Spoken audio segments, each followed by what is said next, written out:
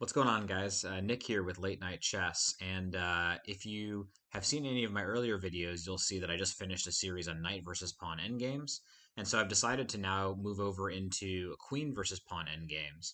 And so I'm not sure how many videos I'm going to post on this, probably at least 3 videos, maybe 4 videos, going over different queen and pawn endgame positions.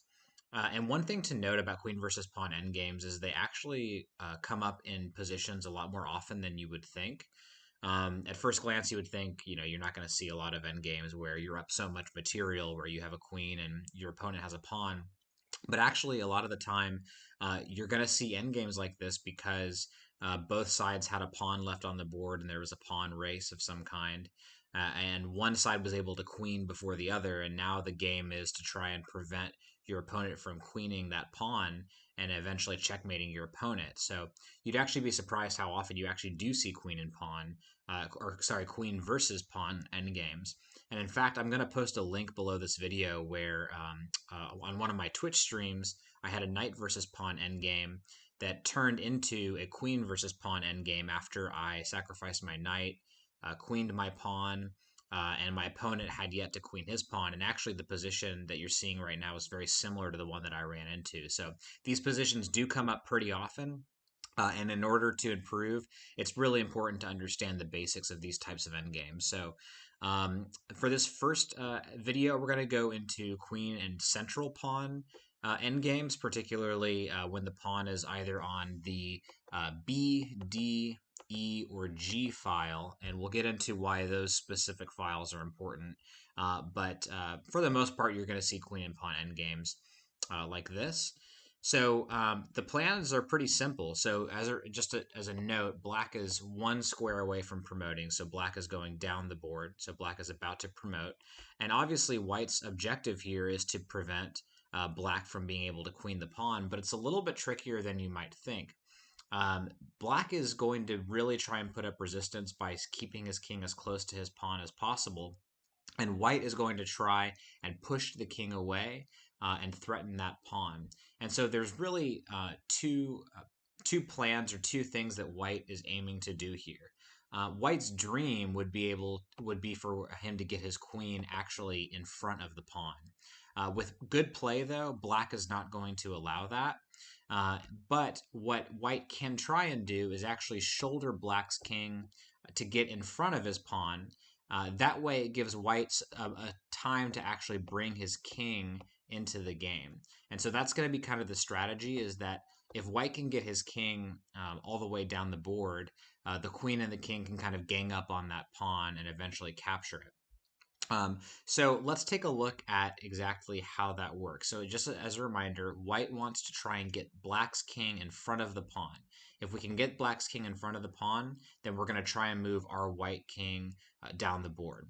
So the first move in this position would be delivering a check, so queen d4 check. And black has a couple of options. If black moved to e1, that's actually not as interesting for us because then he's doing exactly what we want, and then white will just bring his king 1 step forward. So we're going to start by looking at what happens when the king moves away from the pawn. In this case, king c2. King c1 will have the exact same positions. So after king c2, should come queen e3. And what this does is, since the king moved to c2, black left that pawn undefended, so white's going to attack it. And now that's going to force black to make the only move that doesn't immediately lose, which is coming back to defend the pawn. So we're going to see king d1 here.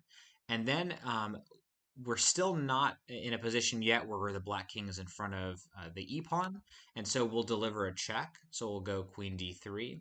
And notice that this is actually almost an identical position to the one that we saw earlier here, right?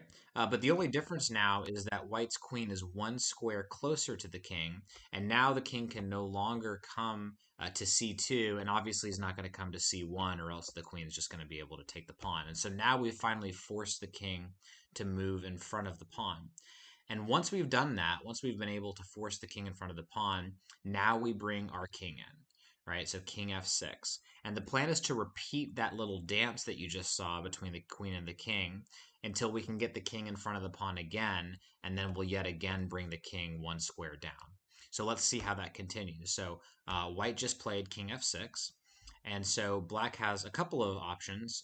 The one that takes the longest for white to really deliver mate is king f2. If he plays king f1, it's important to know. If he plays king f1, then the queen can simply come to queen to f3, and then we have a very symmetrical position to this position here, where the queen is right in front of the king. It would just be on the other side now. Here the king would be on f1, and the queen would be on f3 with a check, and so the king would have to come back to e1, and we'd bring the king back in further. So that's not as interesting as king f2, which complicates it a little bit for the side with the queen. But then the white's queen is going to come into d2. And so this is very subtle. So it's exploiting the fact that this black pawn is pinned and cannot come to e1. So with black to move here, he really only has one reasonable move. Obviously, coming to any of these squares will lose the pawn immediately, so we should dismiss those moves. And if the king came to f3, well, this is going to be very easy because now the queen can hop into e1. So if the king comes to f3, queen e1, and now this is a really simple position to solve for white. White just brings his king in, and he'll be able to take the pawn. So with that being said, really the only reasonable move for black here is to play king to f1. And then we deliver another check, queen f4. And notice that this is very similar to the starting position where the queen delivered check on d4 and the king was on d1. We're just on the other side of the pawn now. And so the ideas are exactly the same. After queen f4 check, the king will move over. And again, if the king just moves in front of the pawn, we'll bring our own king in.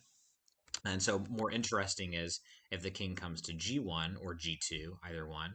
And then we do the same idea. We bring our queen into e3, immediately threatening to capture the pawn on e2. Black has only one reasonable move, king to f1. And then notice that we eventually do get this position where we're checking the king one square away. And now we're forcing him back into e1. And so you guys know what to do then. We'll bring our king in. And we just repeat this dance over and over again. So now I'll play these moves a little bit faster, but king d2.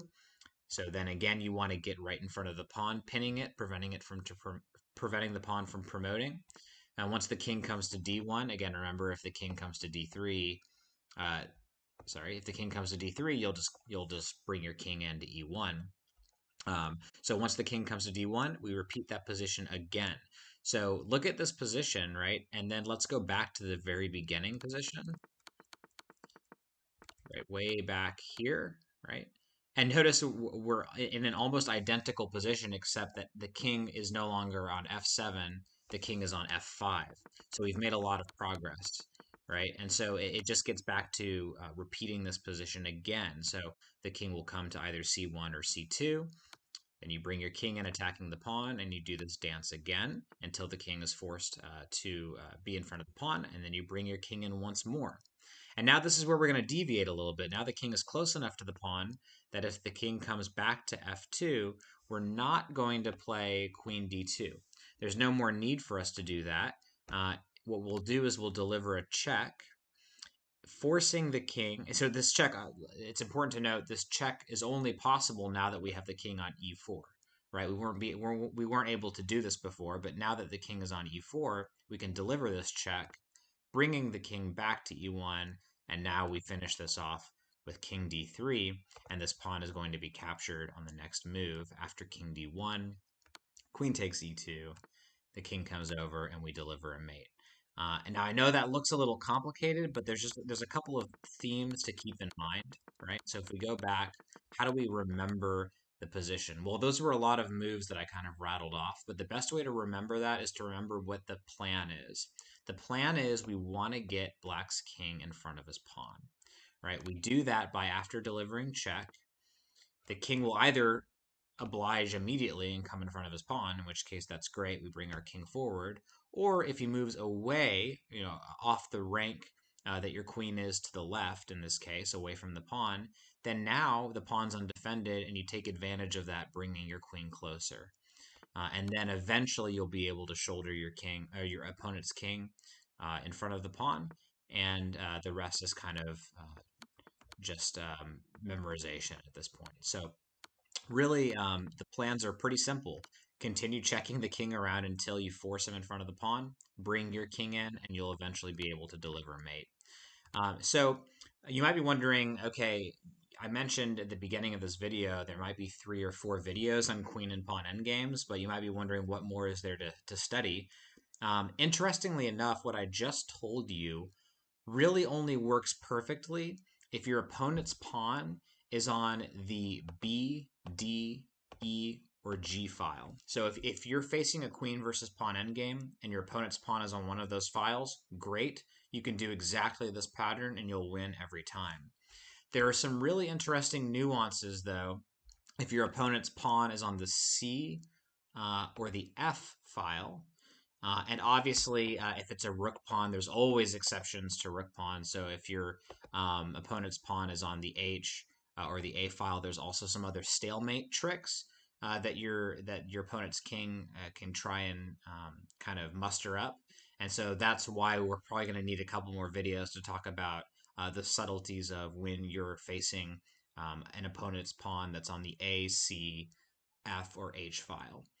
But 50% of the time, when it's on the B, D, E, or G file, this problem will always be solved in the same manner that I just showed, where you deliver check and you force the king to eventually come in front of his pawn and you bring your king forward.